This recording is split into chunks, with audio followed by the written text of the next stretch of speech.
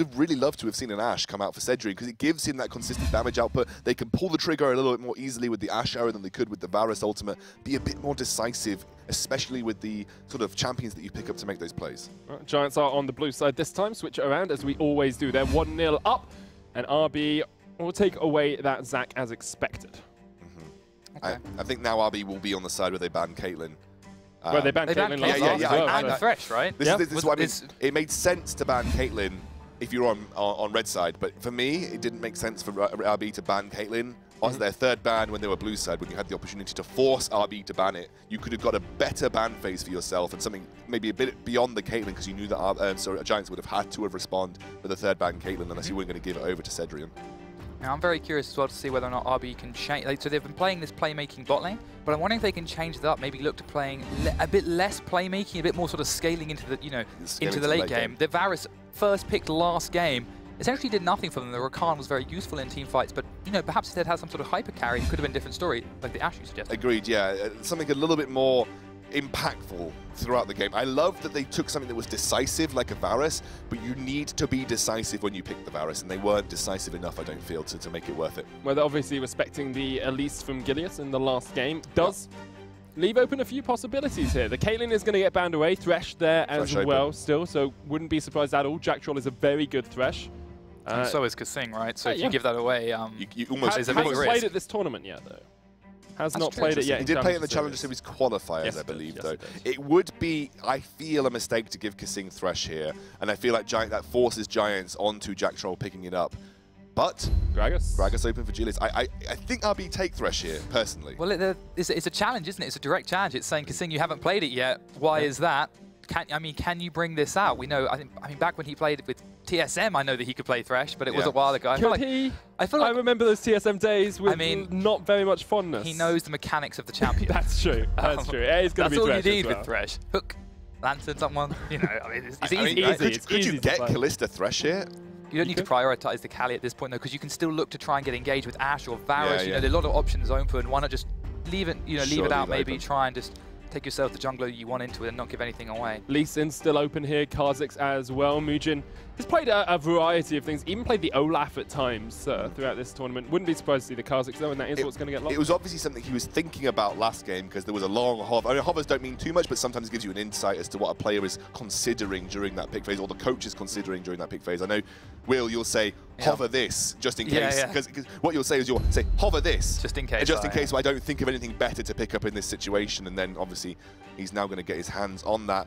Giants are going to respond, though, and they're going to take away the Kalista Thresh combo. Yeah, it makes a lot of sense. I think Braum here is actually a really good pick as well, because Braum works relatively well into the Thresh. And specifically Jack Troll, he's played a lot of Braum. Like, this guy has played a huge amount of Braum throughout this Challenger Series, and we saw how well it worked out for them, especially as the game progressed. Laning phase felt a little bit down, but after that, it was just the mini Truepax Jack Troll show when it came to sort of keeping him safe and performance during team fights. I think they both had excellent performances. This is 5th game of 7, actually. He was subbed out for 1 game where Dew played Thresh, and this is his 5th game on that Braum. It's very strong. We saw how well it can work in that last game. It is going to be the Ashe that you suggested, Frozen Dawn. Why do you think this works well as part of this RB composition? So Ashe provides very similar to what the Varus does with this engage, but her DPS is just straight far up better. far higher. I mean, there is, it's just better than Varus's. So Varus has undergone almost a metamorphosis of his AD carry role. He used to be so good building flat AD and poking people with piercing arrow, and then he went back towards being an auto-attack based AD carry. I think Ashe kind of just does Varus's job, but better, in my personal opinion. I think Ashe is just one of those carries that's a little bit easier to make your engage work, a little bit easier to be safer in teamfights, and can consistently put out damage a bit better than Varus can as well. We're going to see the Fiora ban once again from Team RB. Giants have taken away the Shen. Where are we looking next here for this ban phase? Do you think it might just be a repeat of last ban phase? You ban the Gnar, or you force Giants to ban the Gnar maybe, and then RB could get their hands on it? Well, they can first pick, can't they? So they could first pick the Gnar here. Yeah. But Gnar is typically seen as like a pick into the Renekton or into the Rumble. It's obviously it's a safe top laner anyway, but you don't necessarily have to prioritize it that much above other champions. Jarvan is a very safe top laner that you could just pick now if you're RB. Yeah. Try and neutralize out the. Works really well with the Ashe as well, doesn't it? You know, you have complete snowball on. Got that follow up. Absolutely. It feels like you do need some CC from top as well. You do, yeah. I would actually like to see RB move away from a 1-3-1 style of composition and go for something that seems to suit them more, which is these team fight orientated teams. J4 is the safe pick. It is, like I said, it's got very few poor matchups and functions so well across multiple functions, and it could go 1-3-1, could be into a team fight. You can dive towers, you can follow up an Ash engage. Jarvan's such a breadth of utility to this champion that brings a lot to the team. Yeah, and so to match that, the Gnar straight into it provides very similar, you know, safe-ish laning phase in the top lane, being able to double hop out and naturally a ranged champion, and provides incredible team fighting as well in the same vein that Jarvan does. Alongside the Gragas as well, you have a lot of engage, disengage. You've got a lot of big game-changing ultimates there with the Gnar and with the explosive casting, and then the Orianna on top of that just helps so well. So Jizuki A is an excellent Orianna player, but B, you deny Orianna from the Jarvan combo, you deny Orianna off the back of an Ashe engage. I think it was the perfect deny to the RB composition, but you also have the double whammy of Jizuki being an excellent Orianna player. I remember during Challenger Series qualifier, Jizuki played, I mean, I'm assuming that is a flex pick. No, well, it's on Tournament Realm, right? Oh, are they on? Okay, well, that's straight up a Heimerdinger. So, I was going to say that Taliyah might be a really nice fit into this team comp, because it has a safe laning phase, it can roam. Is this definitely straight up a Heimerdinger? It's a Heimerdinger pick. I mean, it is a Heimerdinger Unless pick. It was literally a misclick, but it doesn't matter. No, it's still a Heimerdinger pick, even if it's a misclick, so unless it's Alright. So let's get down to analysing the Heimerdinger. I'm just going to shut up for 30 seconds. Yeah, you guys, go ahead. alright, guys. Okay, so let's go to the very basic level of what Heimerdinger provides. Good shove in a side lane because he is one of the best side lane champions in the game. Cool. Kind of good in team fights if you just get the giant turret out. Kind of. Well, I mean, actually, his team fighting is very strong. He has a stun. He has a massive, those like the ulted rockets, micro rockets. You might want to look up what those all called. I know them all. I know them all. 35. I even know the passive. Techmaturgical repair bots. Thank you very much. You should pride yourself on being the greatest play-by-play. That's what makes you a good play-by-play. Is this a specific pick to just push Orianna in early? I don't know. Like, well, Taliyah does that. Does that? Right? Yeah. I think you're essentially picking it because it's don't look at me. Entirely. Where am I looking? I just don't know anymore. You take it because it shoves in Ori. It has team fight potential, and if anything else, the enemy team is tilted. I can think of a lot of picks that have team fight potential. That isn't a Heimerdinger. However, very difficult to gank. Very hard to gank. Heimerdinger, you never tower you never gank Heimerdinger, you never follow Singed, you never tower diver. Okay, there's one way to shut down Gilead. Orianna, you never tower dive, isn't it? No, just Aurelia. Aurelia, yeah. There's one way you shut down Gilius. You stop him from ganking you tilt in one him lane. so much by playing Heimerdinger. Try ganking me, Gilius, I'm Heimerdinger. Yeah, because he comes in and you just put a bot in front of him, and then he bobs the bot. He tries to use his flash body slam combo, there's a fucking bot there. Oh, God. That's my one. That's my one. Let's get into games. On that note, I'm leaving. Giants up against Team RB. Who's the professional paid caster here? I'm not sure. We're all professional paid casters. Heimerdinger has tilted me. I apologize, everyone. It won't happen again. Mute your mic if you're going to laugh that much. I'm sorry. Let's get on to the Summoners Rift. Team RB are taking on Giants Gaming. I love you. Giants 1-0 up against Team RB at the moment, looking to extend their undefeated streak in Challenger Series. This is genuinely a Heimerdinger. Okay. Okay. There's no teleport. The other theory is that you could put him in a side lane and he never leaves. That's potentially where you could look at for a Heimerdinger. There is the sort of the way to play around an Ash Arrow where you can shove turrets very quickly with a Heimerdinger. Like you make an engage happen, you try and force a fight, and then just shove turrets down and shove a turret. Just try and push turrets very quickly. So what Heimerdinger does allow you to do is if you capitalize on a fight, you can literally walk with a Heimerdinger up to a turret and take it super, super quickly. They actually changed the name of his passive as well. I think that was his old passive. Yeah, it's called Hextech Affinity now. Because his old passive was where he got regeneration. Everything got regeneration around him, but now it's just movement speed. It's H28G Evolution Rocket, the Hextech Micro Rockets. The stun is the CH2 Electron Storm Grenade, and then upgrade is his ultimate. The only skill in the game with more than one exclamation mark after it. Wow. Yeah. That's the more you know. That's what makes a good play-by-play. Today I learnt that Cedric and Singh are getting pushed back here a little bit by Jet Trolls and Mini Trupax. The Ashe, very strong, but we've talked about this lane time and time again. Mini Trupax seems to just be able to find CS where his enemy AD carries cannot. Actually, Felix going to start shoving this Orianna in. This is what you see with a Heimerdinger. You just get this trifecta of turrets that are very difficult to shove against. and you are going to push this Orianna in super quickly, super early, it might draw pressure to the mid lane. That's another thing you can look at it. It might actually draw Gilius to the mid lane, in which case then it allows Mujin to start putting pressure on other lanes like top or bot, especially post 6 when Ashe has the arrow. I'm really, really, really excited to see what MagiFelix does with it when we get past the laning phase. Yeah. Is he going to go to a side lane and just shove consistently? Is he going to actually function in the team fight, you know, and be like the stun bot with the giant turret that people have to play around? Where is more CC for the team? It's an intriguing prospect indeed, X-Scoundrel.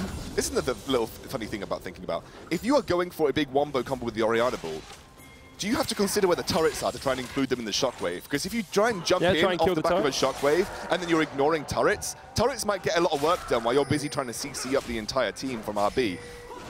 This is me like trying to overdrive think about how Heimerdinger is useful, and I'm kind of grasping at straws here.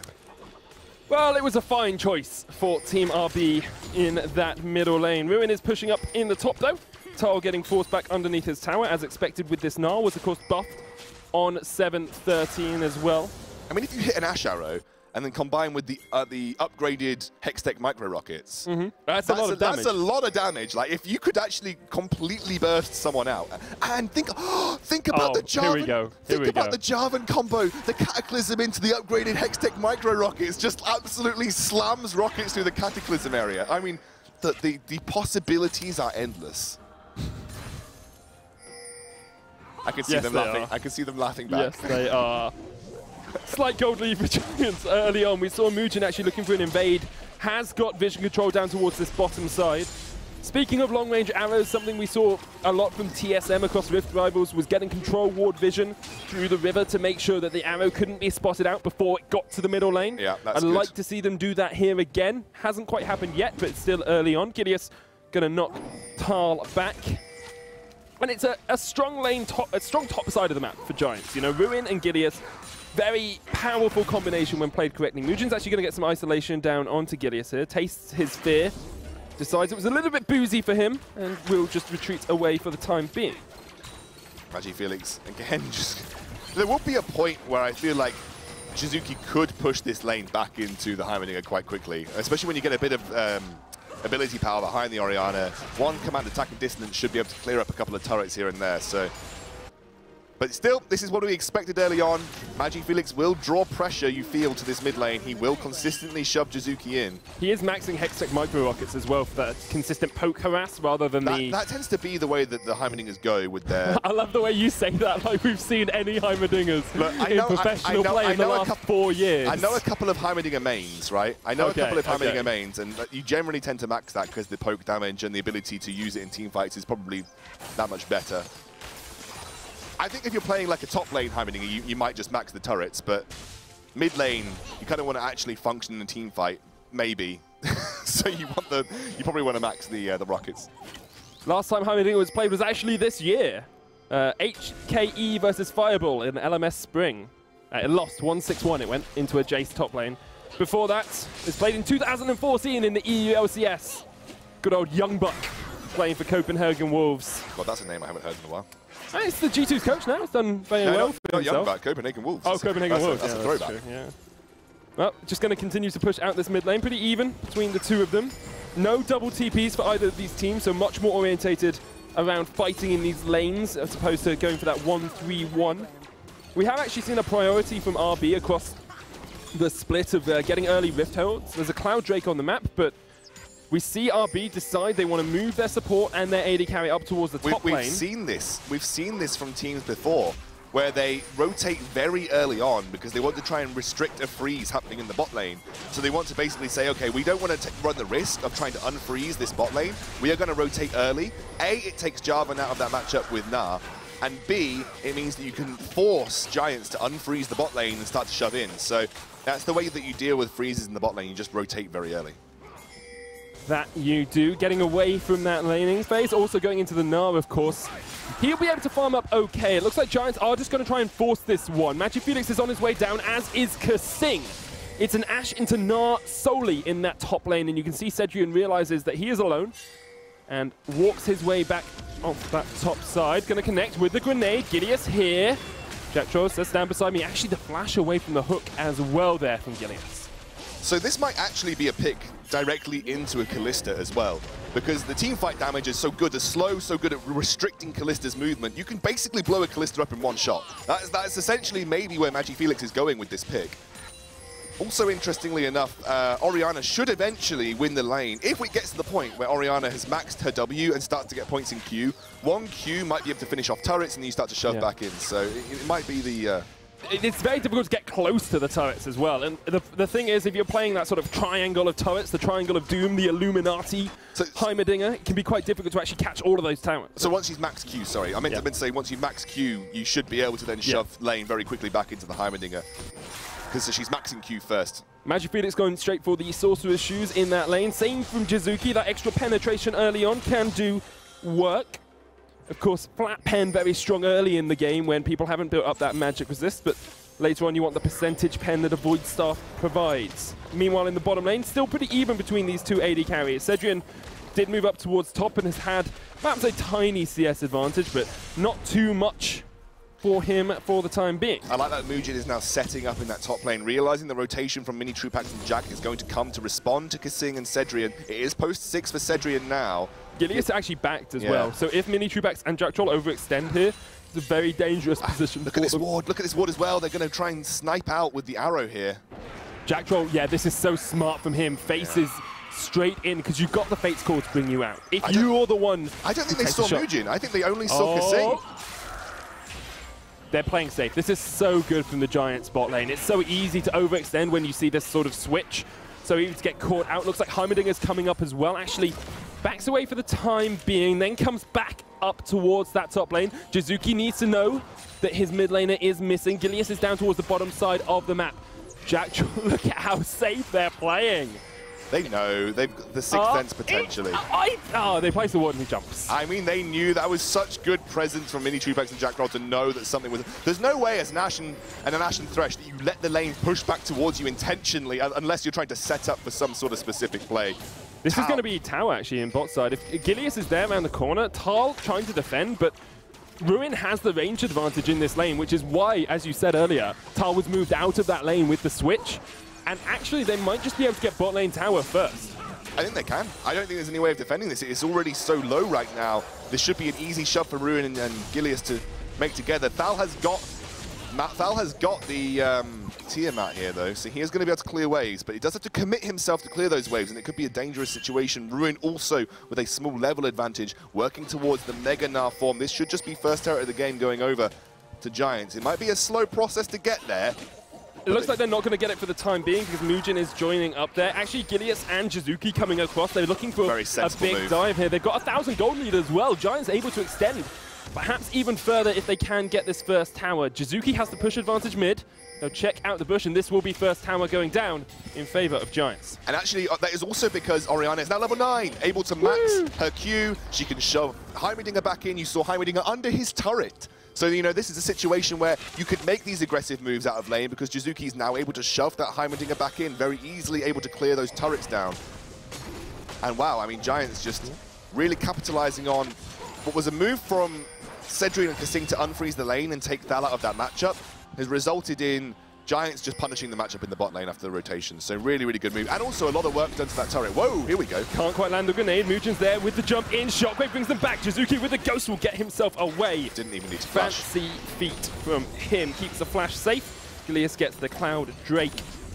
RB have been the team traditionally with a gold lead coming into the 15-minute mark. Their early game's been strong. Their mechanical play's been strong. We've said it time and time again. But here, Giants showing us that they can punch with the big boys. I really like that Giants put a lot of pressure in bot lane as well, because especially post 6 for Ashe, it does limit the kind of plays that you can make with the Ashe arrow when you actually, as a jungler, Mugen, had to respond to that bot lane tier 1 shove from Ruin and Gilius. By playing around that and playing away from the Ashe arrow, you limit a lot of the early impact that Ashe can have once she picks up that ultimate. And suddenly you saw that very stale top lane going on, because Ashe and Kasing don't feel confident to duel 2 versus Mini and Jack Trolls. And now it's going to be a push onto this Rift Herald here. I think they might just disengage though. RB do know what is up. Yeah, Jizuki's still no ultimate as well. Makes it a little bit harder for them to take this. They do have The two members, I AD did not carry and realise support, that Rift top side. Herald went that far. It goes miles, mate. It goes Really? absolutely, yeah, it's very clingy. She is very clingy, actually, as a woman, so. I mean, men can be clingy too. It's true. That's true. I've experienced that throughout the years with you, but we won't talk about what goes on behind closed doors. Giants now going to bring two people up towards this top side once again. Ruin has finished his Black Cleaver, which makes it even harder for Tal to trade in that bottom lane. We've talked time and time again about compositional style and the way these teams want to play. Is this bad for RB? I mean, is this game ending for them being behind in the early game, or is this a composition that can come back? I mean, I'm going to keep going back to this Heimerdinger pick. Yeah, I do like what Giants have done. It can do this, though. Look at this. Yeah. Look at that turret go. Great neutral objective control with Heimerdinger, you know.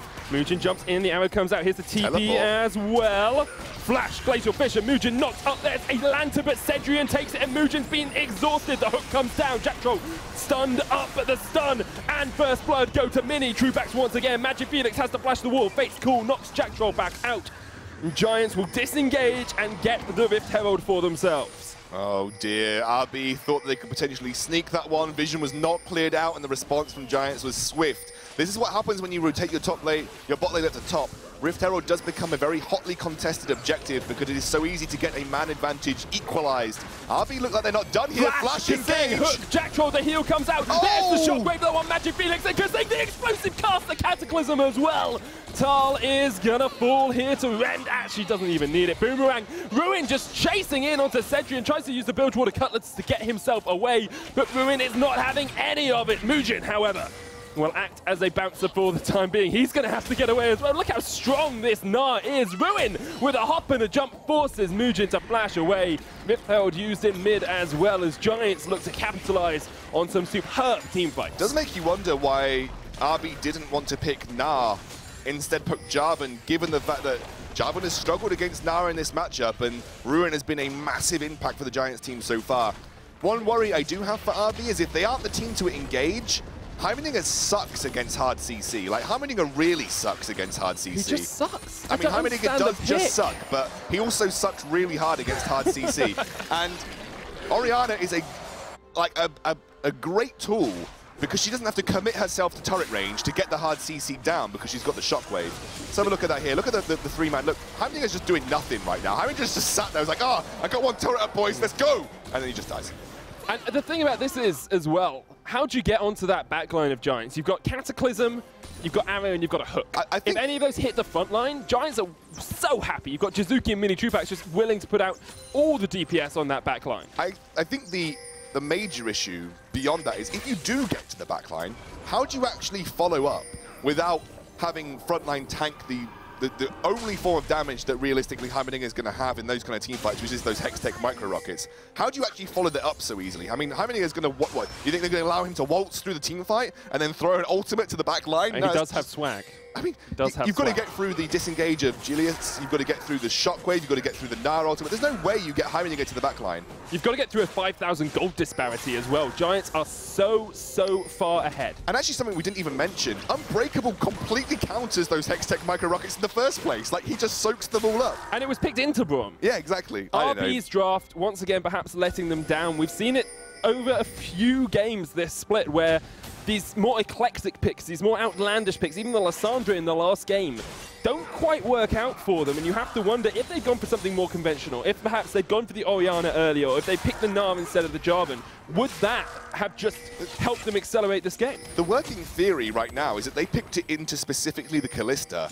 You had the option to pick Kalista for Cedrian, yet you didn't. You actually boxed yourself into this hole in the first place and then tried to draft out of it, potentially. I mean, I'm just not sure. This is a game that RB... Let's talk about the grander scheme of things here, Medic. This is a game that RB need to win. Because they need to win to keep themselves in alive for, one of the better spots in this playoff bracket. It's true. They need this win on the board. I mean, Giants secure themselves top spot if they win this. This is Giants absolutely locked in, absolutely no way for them to be caught. If they win this game, they are the top team in the Challenger Series, regardless of what happens next week. And RB will be will be looking at that third, perhaps even that fourth spot, which is something you wouldn't have thought of them before. I mean, they are still probably going to get third, if they lose this game. Schalke have to play up against Giants next week, so that's another match for the ages as they challenge for second. And we are looking down the barrel of a Schalke RB playoff. And both of those teams were anticipated to get through to promotions. They were seen as the top 2 teams coming in. And Giants have just come along and totally upset that apple cart. And Magic Felix is so upset that he said, well, I'm going to play my Heimerdinger mid. There's only so much we can talk about when it comes to Heimerdinger, right? Yep. We have to watch what we say when it comes to Heimerdinger. I think we do, don't we? However, Giants at the moment, 5,000 gold ahead with a 4-kill-to-1 lead. They've got double clouds, they've got 17 minutes into this game, and they are looking absolutely devastating. I think something else that's really important to note is when you have an Ashe, you have an excellent tool to continuously punish out-of-position people, force fights, try and get picks, and we have not seen RB do that at all yet. And it's in part due to Giants. When the rotation of the bot lane happened, they went towards their bot lane and drew the pressure away from the duo lane that was rotated top. That was in part due to Giants' good macro decisions there. But it's also in part due to the fact that Cedrian and RB have not yet capitalized on using an Ashe arrow on anybody, and at this point in the game, it feels like it might even be too late to do it. It's so hard to do when you haven't got that vision control, though, yeah. Because Giants are just walking through this jungle, extending their control ward line. Look, there's basically no vision for RB in this side of the jungle at the moment. I think that's something that's really important to note, and we haven't yet touched on enough. This is Giants advancing their vision line, making it very difficult for RB to even make picks in their own jungle because it is lit up blue.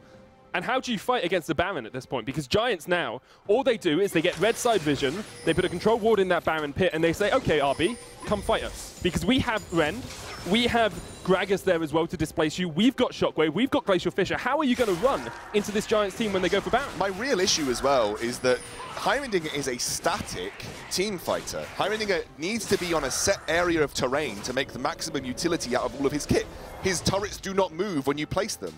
So it's all about... That would be hilarious. It's all about bringing people to Heimerdinger to bring those turrets into play to get maximum efficiency out of him. We'd have more StarCraft players playing League of Legends if that happened, because it'd be APM gods, wouldn't it? Yeah, be literally. Zerg. Like, you just have these like turrets like wandering around the map, like Abathur in Heroes of the Storm. It would be a very interesting mechanic, although perhaps not one I want to see introduced, because I would never be able to track what those turrets were doing. But that's the problem. When you've got a super mobile engage tool of the Jarvan and the Ashe, you naturally draw people away from Heimerdinger's territory that he owns with those turrets. So it's just a pick that makes no sense in the way that you want to engage team fights. Okay, we've talked enough about the Heimerdinger pick for now, Excalibur. Let's talk more about how well Giants are playing. Yeah. They get that control ward in, they've got Frozen Mallet, Black Cleaver on Ruin, they've got a big gold lead, and actually got the engage as well, but Gilius is the one to fall. Wait a second, I didn't even see that. Unfortunate, not quite able to catch the side of that fight. Tal will go in. It's call out, and this might just be a Baron call. Ruin does have TP, but he's in Mega Gnar already. RB going to set up some turrets. Magic Felix looking to shred through the Baron. You've got a great neutral objective control here. You've got Kha'Zix, you've got Ashe, you've got Heimerdinger, all of which can have... Heimerdinger's left, though. He's just gone across. Exit Micro Rockets with the upgrade across the wall. Here goes Tal. They will be able against it. Giants, you absolute madmen! And now RB just have to limp away. Shizuki with the Italian God plays. That is the classic Orianna move. When Baron is going down to that level of HP, Shockwave is a great stealing tool. He used it to steal there. That should have been RB's. That should have been Muujin planting his foot down and saying, I smite this, we win. And now RB had one moment to get back into the game, and they've just thrown it on the ground. I said it, Excalibur. How do RB fight around the Baron? You just can't do it against this Giants team.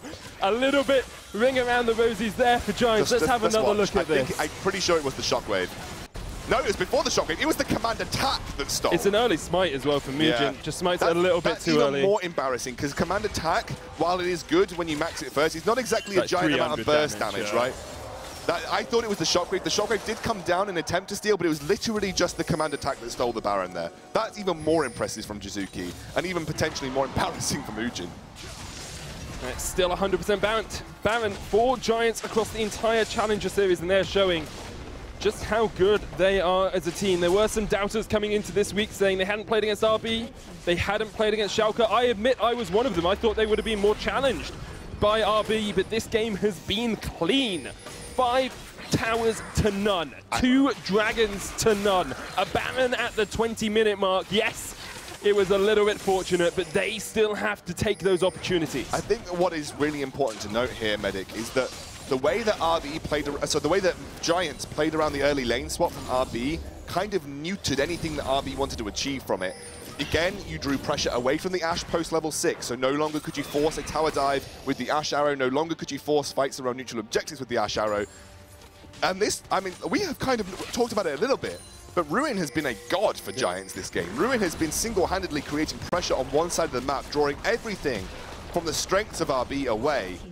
Heimerdinger has not been a good pick, let's be honest. He's 2-1-0, so I suppose he's got a good KDA, but has really not really done a huge amount for RB here.